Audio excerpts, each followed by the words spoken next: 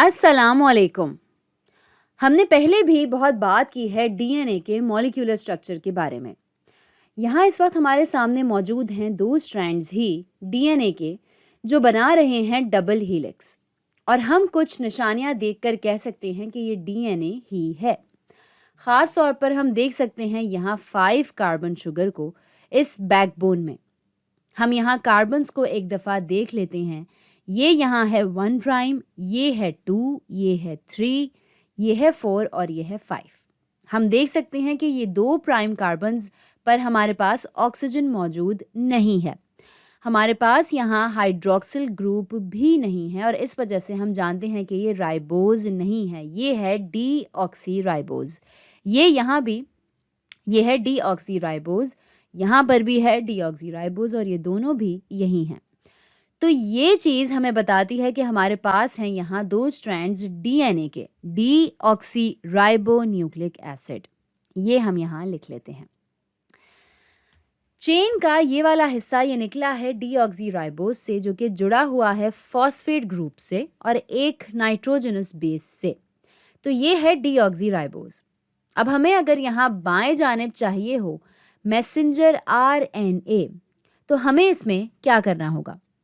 जैसे यहाँ है मैसेंजर आरएनए, जो कि ट्रांसक्रिप्शन के दौरान निकला है डीएनए के एक ही स्ट्रैंड के साथ इधर दाएं जानिब। अब इसको आरएनए बनाने के लिए यहाँ 2 प्राइम कार्बन पर डीऑक्सी राइबोज को तब्दील करना होगा राइबोज में। तो इसके लिए हमें यहाँ डालना होगा एक हाइड्रोक्सिल ग्रुप। तो यहाँ पर ऑक्सीजन और हाइड्रोजन जो है वो डलेगी अगर हमें इसी स्ट्रैंड को बनाना है आरएनए। और आरएनए जो है ये होता है सिंगल स्ट्रैंडेड, यानी इसका एक ही स्ट्रैंड होता है। अब ये डलने के बाद हम जानते हैं कि ये डीऑक्सी राइबोज नहीं रहा, ये है अब राइबोज। हम यहाँ बैकबोन में मौजूद हैं राइबोज की, और अब हमें ये बताता है कि हमारी बैकबोन जो है वो है आरएनए की राइबो न्यूक्लिक एसिड बिलमुकाबिल DNA deoxy ribo nucleic acid. अब यहाँ पर नाइट्रोजनस बेसिस जो हैं ये दोनों में मुख्तलिफ हैं, डीएनए में भी और आरएनए में भी। डीएनए में ये हैं एडेनिन ग्वानिन, ये हैं 2 रिंग्स वाली नाइट्रोजनस बेसिस, ये यहाँ पर है एडेनिन और ये है ग्वानिन। और फिर है यहाँ साइटोसिन और फिर है थायमीन, ये यहाँ पर है साइटोसिन और ये है थायमीन। और ये है एक ही रिंग वाली या सिंगल रिंग्ड। यहाँ पर एडेनिन और ग्वानिन को कहते हैं प्यूरीन्स और साइटोसिन और थायमीन को कहते हैं पायरिमिडीन्स। अब देखते हैं आरएनए को। इसमें हमारे पास है एडेनिन, हमारे पास है ग्वानिन और है साइटोसिन भी, लेकिन थायमीन की जगह हमारे पास है यहाँ यूरेसिल। अब जिस तरह ये बना हुआ है, ये नाइट्रोजनस बेस, शुरू में हमने कहा था कि ये था डबल स्ट्रैंडेड डीएनए। ये नाइट्रोजनस बेस जो है यहाँ, ये है थायमीन, ये बनाता है हाइड्रोजन बॉन्ड्स एडेनिन के साथ। यहाँ अगर मुझे इसे यूरेसिल बनाना होगा तो मुझे सिर्फ इस मिथाइल ग्रुप को यहाँ बाहर निकालना होगा। तो अगर हम सिर्फ इसको रिप्लेस कर दें हाइड्रोजन से, जो कि यहाँ बॉन्डेड है, तो अब ये बन गया है यूरेसिल। तो अब आप देख सकते हैं कि यूरेसिल और थायमीन जो हैं ये आपस में बहुत करीब हैं और काफ़ी हद तक मिलते हैं, और इसी वजह से इनके काम भी काफ़ी मिलते जुलते हैं। यूरेसिल जुड़ता है एडेनिन से और थायमीन भी जुड़ता है एडेनिन से ही, और बाकी चीज़ें भी हैं एक ही जैसी। अब सवाल उठता है कि यूरेसिल क्यों, थायमीन ही क्यों नहीं, या फिर थायमीन क्यों, यूरेसिल क्यों नहीं? तो यूरेसिल जो है ये है एरर प्रोन, यानी ये गलतियाँ करने की सलाहियत रखता है। ये थोड़ा बहुत दूसरी चीज़ों से बॉन्ड हो जाता है और ये थायमीन से थोड़ा कम मुस्तहकम होता है। यूरेसिल बनाता है आरएनए मॉलिक्यूल या मालूमात को ट्रांसफ़र करने की मशीनरी बनाता है ये, और ये चीज़ इससे कम स्टेबिलिटी देती है, ये कम स्टेबल होता है, या ये कह लेंगे गैर मुस्तहकम होता है। ये मालूमात को ट्रांसफ़र करने का एक गैर मुस्तहकम तरीका है, या कह लें कि कम स्टेबिलिटी है इसमें। और अगर तारीख में जाएं तो समझा जाता है कि आरएनए मॉलिक्यूल्स जो हैं प्रीडेट करते हैं डीएनए मॉलिक्यूल्स को। एवोल्यूशनरी हिस्ट्री में जब शुरू में बहुत सी तब्दीलियां आ रही थीं, तब यूरेसिल मॉलिक्यूल्स बिल्कुल ठीक थे और इस वक्त भी थीं गलतियां, लेकिन जब हमें ज़रूरत थी मुस्तहकम होने की और ज़्यादा स्टेबल तरीका दरकार था इंफॉर्मेशन ट्रांसफ़र करने के लिए, तो थायमीन ने इसमें ख़ासी मदद की और स्टेबलाइज़ किया चीज़ों को। ये हम एवोल्यूशनरी नज़रिए से इस वक्त बात कर रहे हैं। अब एक और बात ये भी आती है कि यूरेसिल बाकी क्यों रहा। तो आरएनए मॉलिक्यूल्स जो हैं इनके सेल्स के अंदर बहुत सारे काम हैं, इंफॉर्मेशन लेना डीएनए से और फिर ट्रांसक्रिप्शन करना और फिर ट्रांसलेशन करना राइबोसोम में।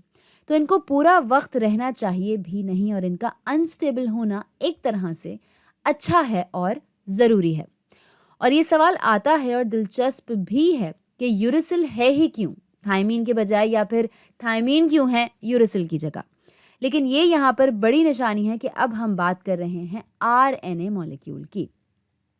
तो अब हमारे पास बाएं जानिब है ये सब कुछ, इस तरफ जो है ये है आरएनए मॉलिक्यूल। और अगर हम सोचें या फर्ज करें कि ये सब हो रहा है ट्रांसक्रिप्शन के दौरान, जहाँ पर डीएनए का ये सिंगल स्ट्रैंड जो है वो करता है रेप्लिकेट अपनी इंफॉर्मेशन को, तो ये यहाँ जो है ये होगा मैसेंजर आरएनए। ये मैं यहाँ लिख लेती हूँ। तो अब यहाँ पर क्या हो रहा है ज़रा सोचते हैं।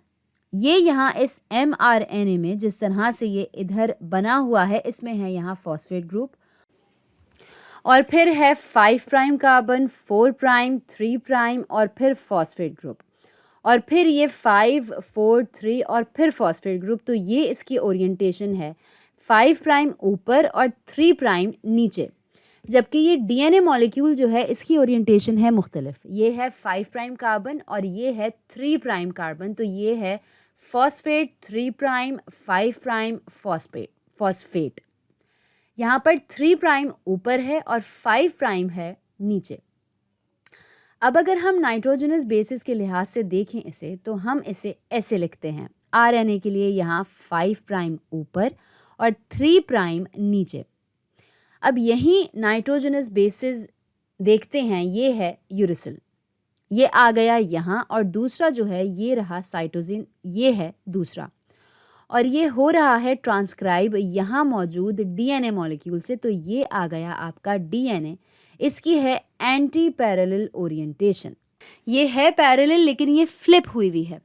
शुगर जो है वो जा रही हैं मुख्तलिफ सिम्त में। तो ये हो गया आपका 3 प्राइम एंड और ये हो गया 5 प्राइम एंड। और हम देख सकते हैं कि यूरेसिल जो है ये हाइड्रोजन बॉन्डेड है एडेनिन से, ये है एडेनिन यहाँ हम बनाते हैं डॉटेड लाइन जिसका मतलब होगा हाइड्रोजन बॉन्ड्स।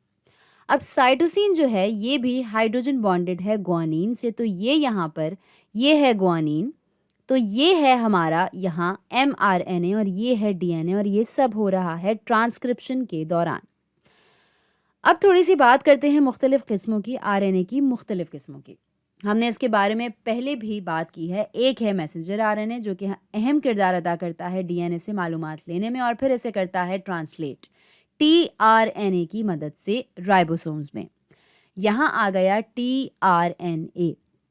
ये एक और किस्म है आरएनए की, इसे कहते हैं ट्रांसफ़र आरएनए। तो ये है टीआरएनए। हमने ट्रांसक्रिप्शन और ट्रांसलेशन वाली वीडियो में इसके बारे में बात की थी। इसमें होते हैं अमाइनो एसिड्स एक सिरे पर और एंटाइकोडॉन्स होते हैं दूसरे सिरे पर, जो कि फिर जुड़ते हैं कोडॉन्स के साथ जो मौजूद होते हैं mRNA पर और फिर बनते हैं प्रोटीन्स। और ये यहाँ पर ये बिल्कुल सही शक्ल मौजूद है एक टीआरएनए की।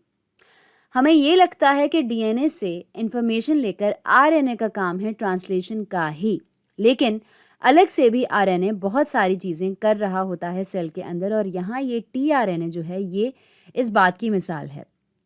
एक और किस्म जो है एराने की, एक और किस्म जो है आरएनए की, वो है राइबोसोमल आरएनए और ये किरदार अदा करता है स्ट्रक्चर करने में। और फिर होते हैं माइक्रो आरएनएस जो कि छोटी चेन्स होती हैं आरएनए की।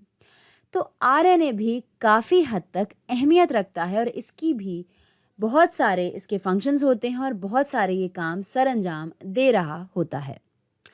तो आज के लिए इतना ही।